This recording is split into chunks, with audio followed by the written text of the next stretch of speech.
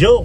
What's up again mga kakusot, mga karpintero at mga karpintera, and you're now watching here again in our channel Karpintero Pinoy TV by GCS Woodworks. So ngayon guys, for today's vlog, so medyo natagalan tayo kasi medyo mahaba yung bakasyon natin, pero eto kami at muling nagbabalik, pero ang hatid namin ay Umatikabo at pinakabagong gawa natin na unit. So dyan yan sa Rockwell sa may Manansala Tower by Rockwell. So ayun guys, ano pa hinihintay nyo guys? Ito na yung pinakahihintay ng karamihan. So ano pa hinihintay nyo guys? Let's go!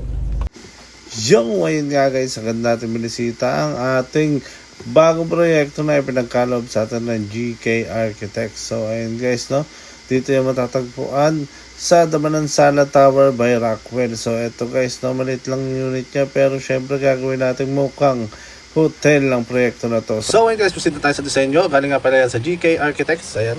So yung kanyang design. So ito tayo ay subcon dito sa project na to, pero tayo gagawa ng almost na mga gawain dito. So ayun guys, ito yung mga gagawin natin as you can see. So ang hindi lang sa dito is yung painting and electrical. So ito guys, sa atin to, laundry, kitchen, under counter and overhead, TV rack, din sa laundry details niya, then wall panel. So ito yung accent wall na gagawin natin. Then may ilaw sila sa taas, then baseboard, then hidden door ulit, hidden door ng kanilang CR. Then ayan, so yung bed, headboard, and also accent wall. Ito ang gagawin dyan na closet, makita nyo mamaya. And also ito, yung platform bed, ayan, platform and also bed gagawin din natin. So ito yung details yung TV rack, ito yung bed nila. Then meron tayong tall cabinet dyan, display cabinet, then may mga secret storage dyan, and ito yung kanyang closet. So ano pa hinihintay nyo guys? Sabay-sabay natin gawin yan. Let's go!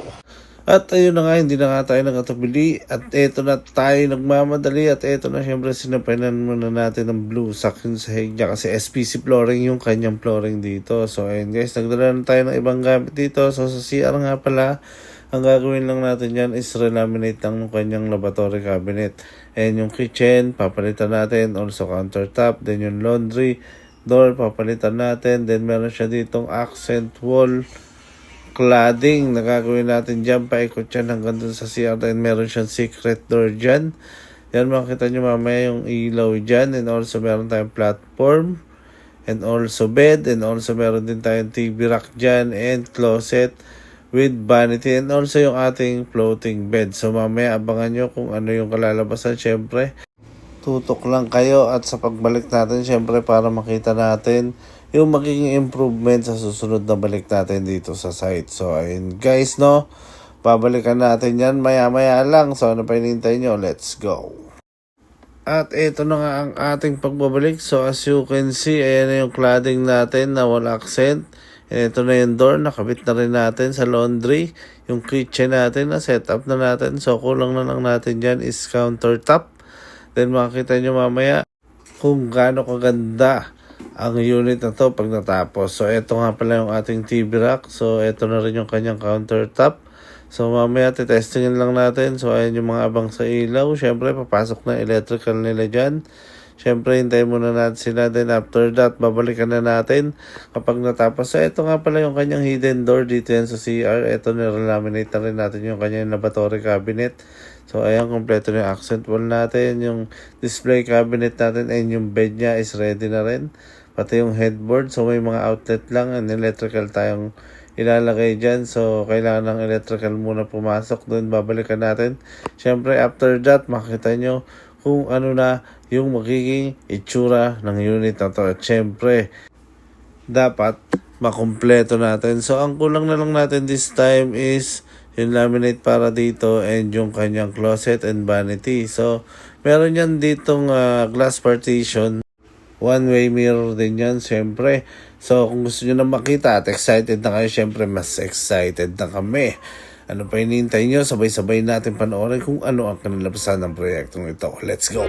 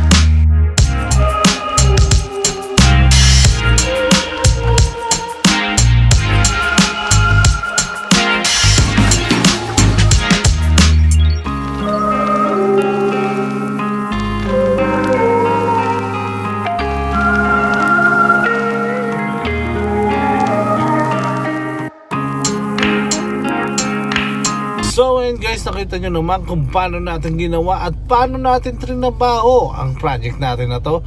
Diyan yan sa Damanan Sala Tower, dyan sa Rockwell. So ayun guys, no, medyo mahirap lang kasi malayo at maraming bawal. So sa mga magkagawa dyan sa Rockwell, no, medyo maigpit sila, ang daming bawal, pero na-execute naman natin na maayos at natapos at na-turnover naman natin na maayos yung proyekto na to. So ayun guys, sa mga nais magpagawa, syempre message lang kayo sa aming FB page, dito lang yun sa GCS Woodworks, or syempre pwede naman sa aming backup page, dito lang yun sa GCS Woodworks and Fit Out Carpinterong Pinoy TV backup page, or else pwede naman kayo pumunta syempre sa aming gawaan sa ganun is makita at masalat nyo na rin yung mga produkto namin. Wasteable naman yan, dito lang yun sa GCS Woodworks and Fit Out at makakarating kayo sakto mismo sa aming gawaan. At yun nga guys, sa mga hindi pa po nakakapag-subscribe, please like, share, and subscribe, and please click notification bell below para updated kayo lagi sa aming mga bagong videos na ina-upload. So ayun guys, maraming salamat sa patuloy na pagtangkilik at pagsuporta at sa panonood. So hanggang sa muli,